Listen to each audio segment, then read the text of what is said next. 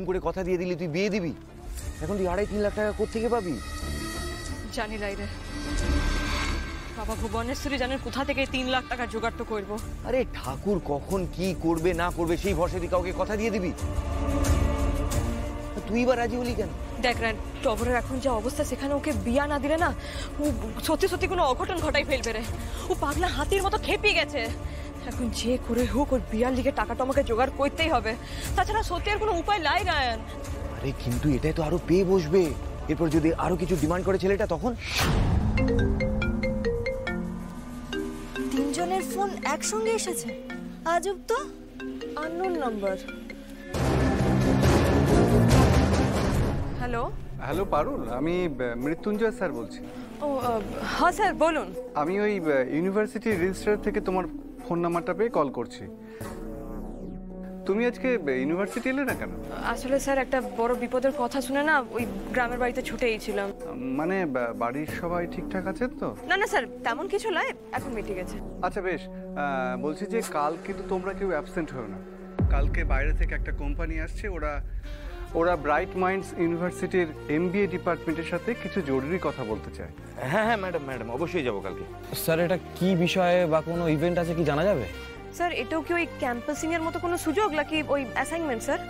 ঠিক আছে, কাল তোমরা এসো, তারপর বাকিটা বলছি। হ্যাঁ, আর কাল কিন্তু তোমাদের প্রত্যেকের অ্যাটেন্ডেন্স মাস্ট। ওকে স্যার, নিশ্চয়ই আসবো। এই আমাকে না ইউনিভার্সিটি থেকে MR স্যার ফোন করেছিল। আমাকে স্যার? আমাকেও তো ইউনিভার্সিটি থেকেই ফোন এসেছিল। তোকেও? কাল ইউনিভার্সিটি যেতে বলেছে, MBA ডিপার্টমেন্টে নাকি 100% অ্যাটেন্ডেন্স মাস্ট। আমার মনে হচ্ছে বড় সড়ো কিছু একটা হতে চলেছে।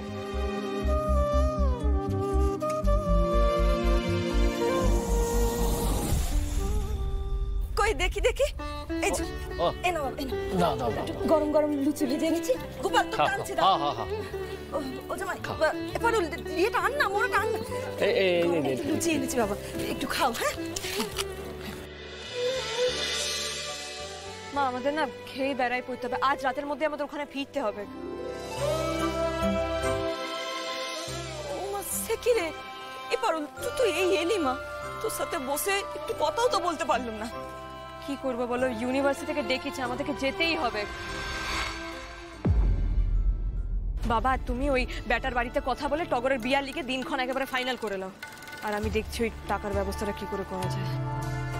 ভালো কথা বলছি, বেশি মসিহা শাস্তে যাস না। তোকে তো আমাকে এই ভাবতে হবে নাই, দাদু তো বলেই দিয়েছে একে অপরকে লা হেল্প করতে। আমি তো তোর কাছ থেকে হেল্প চাইতে আসিলাই। হ্যাঁ তো সারাক্ষণ তো বাবু ভুবনেশ্বর করে প্যান করে যাচ্ছিস।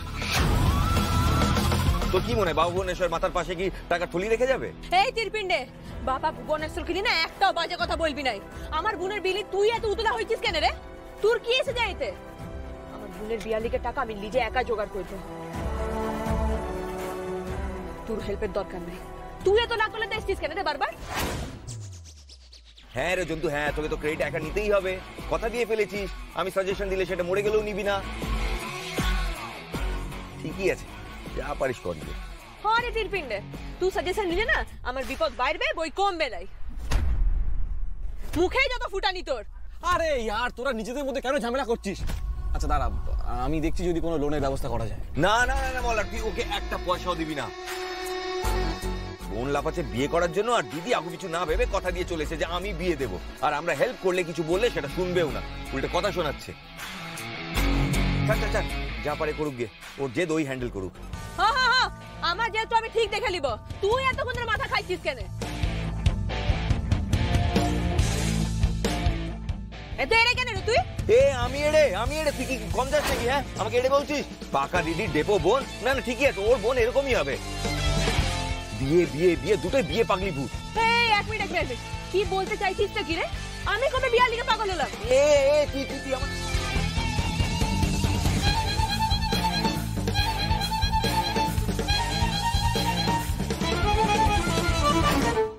Good morning students. একটা আর্জেন্ট কারণে আজ তোমাদের সবাইকে ক্লাসে প্রেজেন্ট থাকতে বলা হয়েছে। সফট ড্রিঙ্কসের কোম্পানি জিপসি তাদের নতুন প্রোডাক্ট লঞ্চ করেছে মার্কেটে রিসেন্টলি, কিন্তু কোম্পানি একটা বড়সড় সমস্যার সম্মুখীন হয়েছে। ওনারা শুনেছেন যে ব্রাইট মাইন্ডস ইউনিভার্সিটির MBA ডিপার্টমেন্ট খুবই স্ট্রং, তাই তারা এসেছেন আমাদের কাছে হেল্প চাইতে। এর আগেও অনেক কোম্পানি আমাদের কাছে প্রোডাক্ট রিলেটেড ইস্যুস নিয়ে হেল্প চেয়েছেন এবং আমরা যথাসাধ্য তাদের হেল্প করেছি। তাই এইবারেও ব্রাইট মাইন্ডস জিপসির পাশে দাঁড়াবে। পরিচয় করিয়ে দিই, এনারা হলেন জিপসি কোম্পানির দুই কর্ণধার, mister Sen, mister Mukherjee. Hello students, আমরা অনেক শুনেছি তোমাদের সম্পর্কে। আমাদের কোম্পানিতে এই ইউনিভার্সিটি থেকে অনেক স্টুডেন্ট অনেক হায়ার র্যাঙ্কে রয়েছে। They have so much potential. আশা করি তোমাদের মধ্যেও তা রয়েছে। আর ঠিক সেই কারণেই আমাদের একটা প্রবলেম সলভ করতে আসার তোমাদের কাছে। এত বড় কোম্পানি, প্রফেশনাল লোকজন, এদের আবার কি প্রবলেম থাকতে পারে? আমরা মাস তিনেক আগে একটা কোল্ড ড্রিঙ্কসের প্রোডাক্ট মার্কেটে লঞ্চ করি। প্রথমে আমরা 1 লক্ষ সফট ড্রিঙ্কসের বোতল মার্কেটে নিয়ে আসি এবং আশ্চর্যজনকভাবে 2 দিনের মধ্যেই এই সমস্ত ড্রিঙ্কস বিক্রি হয়ে যায়। সার্টেনলি আমরা খুব খুশি হই এবং আমরা অফিসের পক্ষ থেকে গ্র্যান্ড সাকসেস পার্টি আয়োজন করি। তারপর আমাদের ম্যানেজমেন্ট সিদ্ধান্ত নেয় যে আমরা আমাদের সমস্ত পুঁজি ইনভেস্ট করে 15 লক্ষ বোতল ম্যানুফ্যাকচার করে সারা বাংলায় সার্কুলেট করব এবং সেই মতো আমরা পরের ব্যাচ মার্কেটে নিয়ে আসি। কিন্তু এবার আশ্চর্যজনকভাবে আমরা অনেকটাই লস করি। এই 15 লক্ষ বোতলের মধ্যে শেষ 2 মাসে শুধুমাত্র 5000 বোতল বিক্রি হয় সারা বাংলা জুড়ে। স্যার, 1 লক্ষ বটল 2 দিনে বিক্রি হয়ে গেল, আর এদিকে গত 2 মাসে মাত্র 5000। সেটা কি করে হতে পারে স্যার? এক্স্যাক্টলি, এই হিসেবটাই আমরা মেলাতে পারছি না। আর সেই কারণেই আমরা তোমাদের কাছে এসেছি সাহায্য চাইতে। যদিও আমাদের সেলস টিমও এটা নিয়ে খোঁজ খবর করছে, কিন্তু বুঝতেই পারছো কোম্পানির কত টাকা ইনভেস্টেড এটার পেছনে। তোমরা যদি 7 দিনের মধ্যে এই ইস্যুটা রিজলভ করে দিতে পারো, আমরা তাহলে তোমাদের 3 লক্ষ টাকা পুরস্কার দেব।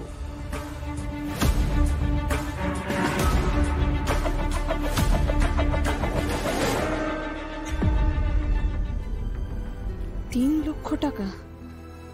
ভাই, কিন্তু তো ওরকম টাকাটাই লাগবে।